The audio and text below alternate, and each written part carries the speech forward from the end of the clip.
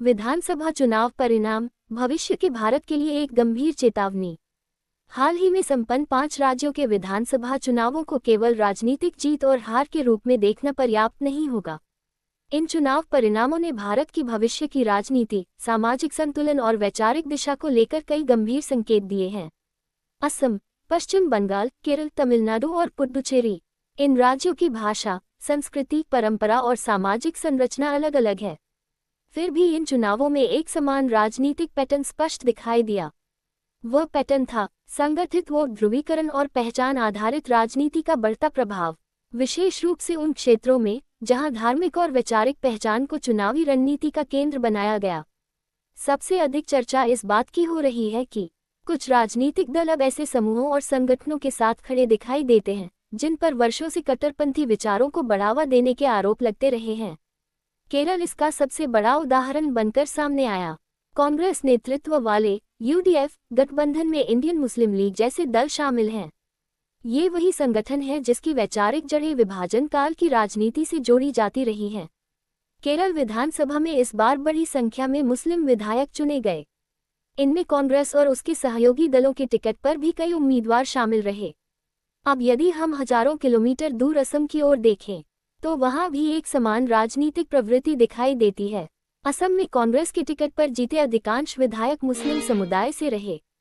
पश्चिम बंगाल में भी कई सीटों पर यही स्थिति देखने को मिली।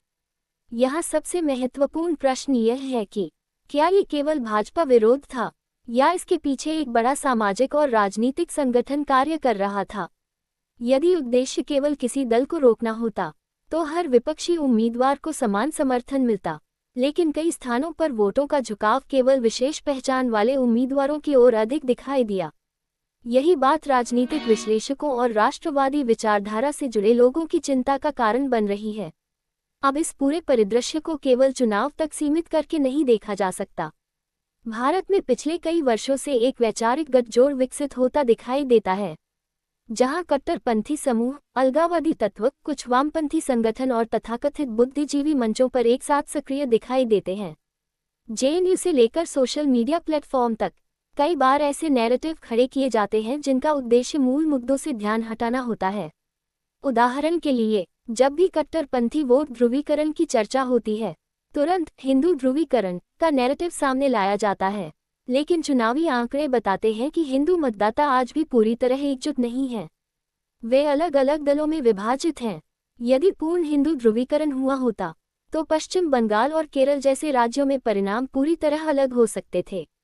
लेकिन दूसरी ओर कई क्षेत्रों में मुस्लिम वोटों का संगठित झुकाव स्पष्ट रूप से दिखाई दिया, और यही भविष्य की राजनीति में बड़ा प्रभाव डाल सकता है। इतिहास भी इस प्रकार की राजनीति के परिणामों का साक्षी रहा है। 1857 के बाद अंग्रेजों ने फूट डालो और राज करो की नीति को और अधिक मजबूत किया।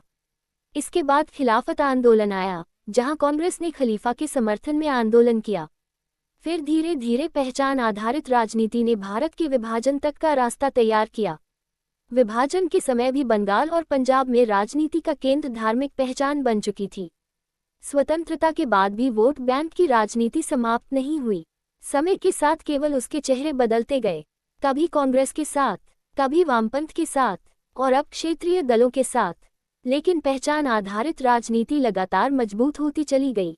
आज देश के कई हिस्सों में लव जिहाद, जनसंख्या असंतुलन, अवैध घुसपैठ, संगठित भू अधिग्रहण, सांस्कृतिक प्रभाव विस्तार और धर्मांतरण जैसे मुद्दों पर खुलकर चर्चा हो रही है। असम में एनआरसी और अवैध घुसपैठ का विषय वर्षों से बड़ा मुद्दा रहा है। पश्चिम बंगाल के सीमावर्ती जिलों में जनसांख्यिकीय बदलाव को लेकर लगातार राजनीतिक बहस होती रही है। केरल में कट्टरपंथी संगठनों की गतिविधियों पर समय समय पर राष्ट्रीय एजेंसियां भी चिंता व्यक्त कर चुकी हैं। इन सभी विषयों को केवल राजनीतिक भाषण कहकर खारिज नहीं किया जा सकता, क्योंकि इनका प्रभाव सीधे समाज, संस्कृति और राष्ट्रीय सुरक्षा पर पड़ता है। लेकिन इसका अर्थ ये भी नहीं कि किसी धर्म या समुदाय के सामान्य नागरिकों के प्रति घृणा फैलाई जाए। भारत की आत्मा हमेशा सबका साथ, सबका सम्मान की रही है।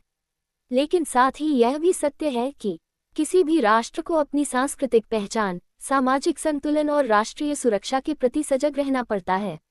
लोकतंत्र में हर नागरिक को वोट देने का अधिकार है, हर दल को चुनाव लड़ने का अधिकार है, लेकिन राष्ट्रवादी समाज को भी जागरूक होकर राजनीतिक परिवर्तनों को समझना होगा।